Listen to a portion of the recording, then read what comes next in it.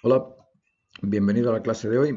Vamos a explicar los materiales que utilizamos en el proceso de la realización de un cuadro. Lo primero que utilizamos o que debemos saber es que los cuadros se pintan sobre un soporte. Hay posibilidades de soportes, hay muchos. Podemos pintar sobre la pared, podemos pintar sobre un metal, podemos pintar sobre madera, podemos pintar sobre papel o podemos pintar también sobre tela.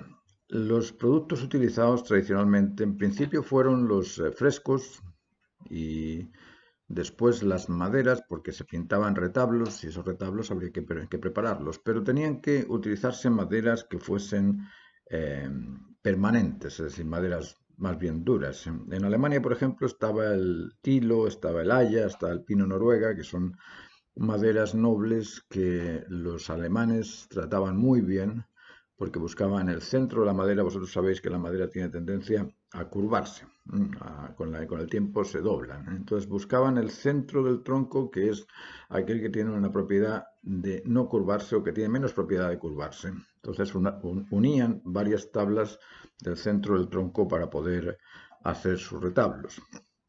En Holanda y en Inglaterra existían el roble, el olmo, el aliso, el sauce, y esas maderas eran utilizadas en esos lugares. En Italia, por ejemplo, hay otro tipo de maderas. En Italia y España son lugares más secos, entonces se da más el álamo, el ciprés o el castaño. Estas maderas son bastante nobles.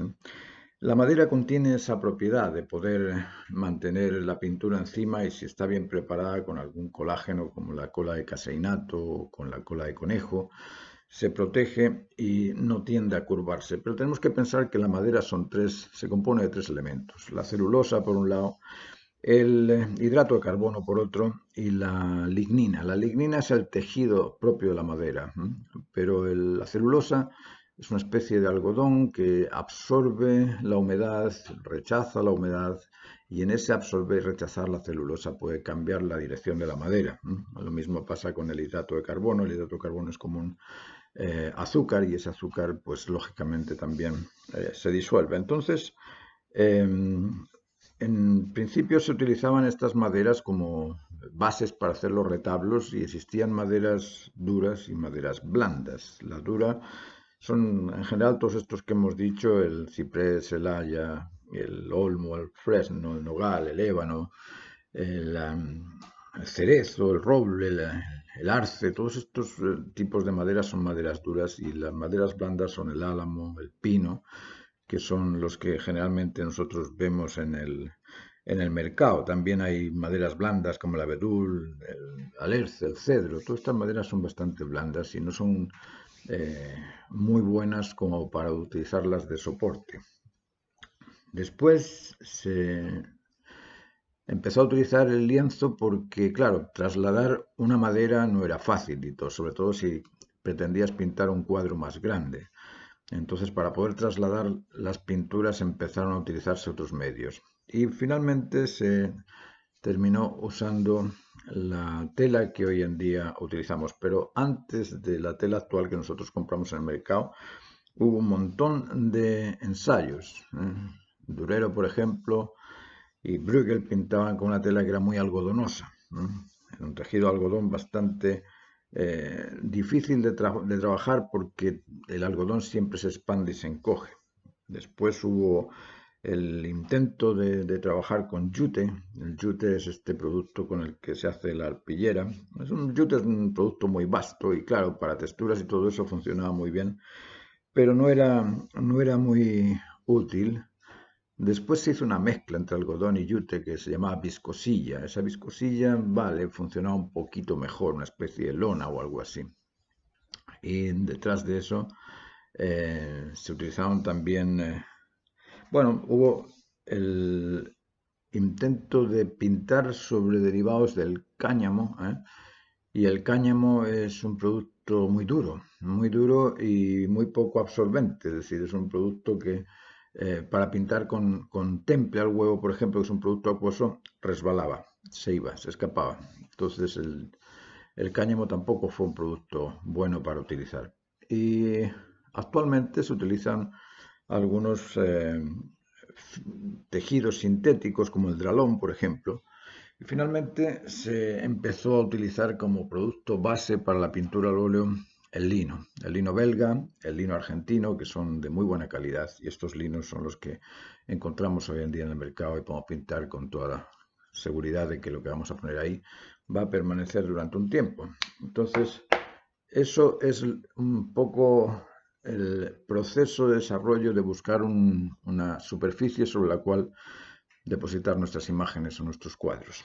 Ahora, ¿cómo preparas el soporte? ¿Cómo preparas la tabla? ¿Cómo preparas el lienzo? Porque el lienzo es un tejido, pero a ese tejido hay que ponerle algún tipo de base, de soporte que adquiera o adhiera el óleo. En principio las tablas antes del Renacimiento y en el Renacimiento se preparaban con esto que os digo, con el caseinato. La cola de caseína es un derivado de la leche y la caseína tiene una propiedad de ser un colágeno muy duro. Entonces, para las tablas funcionaba muy bien. Para las telas no funciona tan bien porque es demasiado rígido y se agrieta. Pero para las tablas, el caseinato mezclado con carbonato de calcio o con yeso, daba una buena... dejaba una superficie bastante buena para pintar, y si además a ese carbonato y a ese caseinato le echas yemas de huevo, la yema contiene ese emulsionante capaz de adherir tanto el agua como el aceite. Entonces empezaron a preparar las tablas mezclando en distintas proporciones el caseinato junto con las yemas de huevo, además del agua y el yeso, el carbonato de calcio. Eso en cuanto a las tablas. Cuando se comenzó a pintar en el lino, al lino la cola de caseinato ya no les servía, por lo que digo, porque necesitáis un producto más elástico. Entonces se cambió la cola de caseína por la cola de conejo, Rapid Glue. Esta cola de conejo es elástica. Entonces, cuando se humedece el cuadro, se estira y la cola se estira con el tejido. Y cuando se encoge el tejido, la cola se encoge con el tejido y te permite cierta flexibilidad que hace que lo que has pintado encima no se agriete tanto. Y a la cola de conejo también se le añadía, en principio, las 3 yemas. Se le puede añadir también un poco de aceite de linaza, hacer una especie de mayonesa con el aceite y con las yemas, después añadirle la cola derretida de conejo y después el carbonato de calcio y algún pigmento base para darle color a la tela, que puede ser blanca, puede ser ocre, puede ser siena, puede ser rojo. Goya usaba tierra de lo que llamaban el bolo. El bolo es una tierra sevilla, es una especie de color rojo pardo.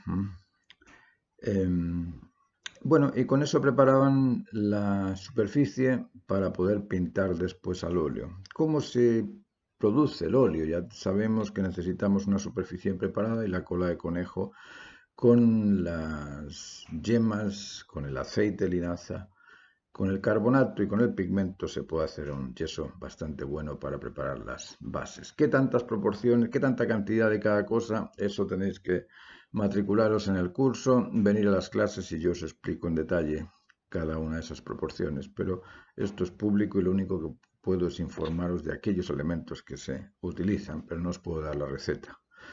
Después tenemos que estamos pintando al óleo, y el óleo es un producto también, es una mezcla de pigmento con aceite. El pigmento, ojalá que sean pigmentos minerales, que sean pigmentos que por su oxidación mantienen siempre ese mismo color. El óxido de plomo sabes que siempre va a ser blanco y va a seguir siendo blanco siempre. Existen óxidos de fierro, óxidos de manganeso, óxidos de un montón de minerales que son buenos para pintar porque esa oxidación va a seguir en el mismo color por los siglos de los siglos. Entonces, ¿qué haces con el pigmento? Le mezclas con aceite, lo bates bien y después de batirlo tú puedes conseguir un buen óleo para pintar y no tiene más que eso. Bueno, tiene otras cosas más como el conservante para que no se te oxide, no se te seque. El óleo no se seca, el óleo se oxida. Tiene también el aditivo para darle un poquito más de cuerpo a ese óleo, para que no te quede tan líquido cuando lo trabajas. Y tiene también la carga, que tú le puedes abaratar el costo del pigmento añadiendo una carga. Como os digo, esas proporciones os las doy en las clases, pero esos son los útiles, o son los elementos que nosotros utilizamos para hacer el óleo. Después, ese óleo, cuando tú pintas, tienes que protegerlo con algún medium. Lo que te encuentras en el mercado como medium no es ni más ni menos que una mezcla de aguarrás o trementina y aceite. El aguarrás o la trementina es un diluyente, le quita poder adherente al aceite. Y el aceite ya lo tiene el color, entonces no necesitas de más aceite. Cuando sumamos aceite, lo que pasa es que se nos producen esto, las arrugas. Esto no es ni más ni menos que producto de la grasa. Si no tuviese grasa, tendría piel tensa y no tendría arrugas. Lo mismo pasa con el óleo. Si al óleo le echas más aceite, se te arruga después. Hay dos tipos de mediums para poder pintar al óleo. Existe un medium resinoso, que es vítreo, que seca rápido y que seca rápido y es vítreo. Y después tenemos el otro barniz, el otro medium que utilizamos para fijar los colores, que es más grueso, transparente y opaco. Y los dos mediums tienen la misma propiedad. Se utilizan aspectos que son impermeables para que el efecto de la humedad no agreda al pigmento mineral. El barniz resinoso se hace con dámar, con una resina, con aceite polimerizado y con un poquito de cera, y lo disuelves con trementina. El barniz más opaco se hace exactamente con los mismos ingredientes, añadiéndoles un poco más de cera. En uno va a priorizar la cera, en otro va a priorizar la cantidad de resina.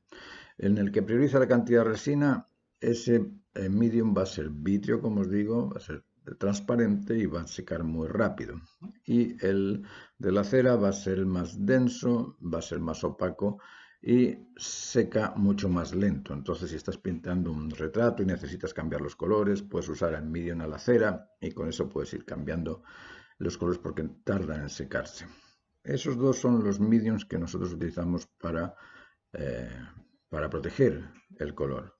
Después tenemos con qué limpiar los pinceles. Bueno, se limpian generalmente con aguarrás o con cualquier disolvente, ojalá que no tenga olor, porque el olor de la trementina, el aguarrás, de la resina, de la benzina, de muchos productos que puedes utilizar para limpiar los pinceles generalmente son tóxicos. Entonces marean, acaba uno con dolor de cabeza.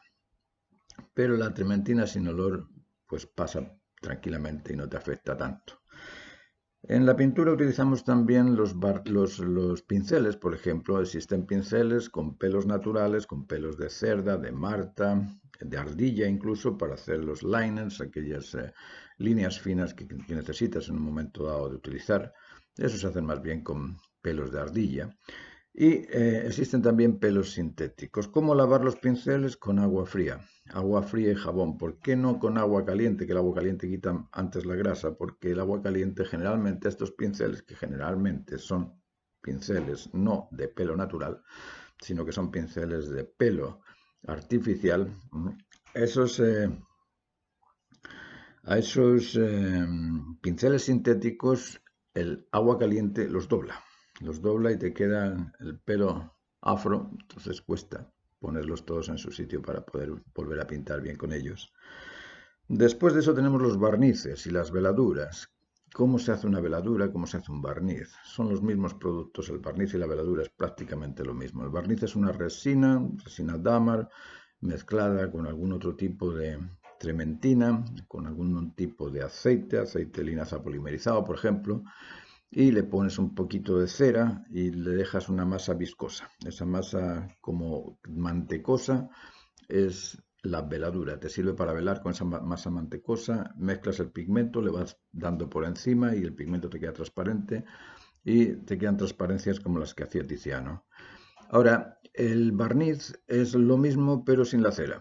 El barniz no es ni más ni menos que una mezcla de dámal con aceite de linaza espesado o polimerizado y con un poco de trementina para licuarlo, para extenderlo, para que te sirva para cubrir. Puedes espesar el aceite cociéndolo o puedes espesarlo al sol también en un vidrio. Pones un vidrio, dejas el aceite encima del vidrio un par de días o tres, lo tapas para que no le caiga polvo, lo vas moviendo 2 o 3 veces al día y después de 4 o 5 días te vas a dar cuenta de que ese aceite se transformó en barniz y ese barniz te sirve para barnizar el cuadro.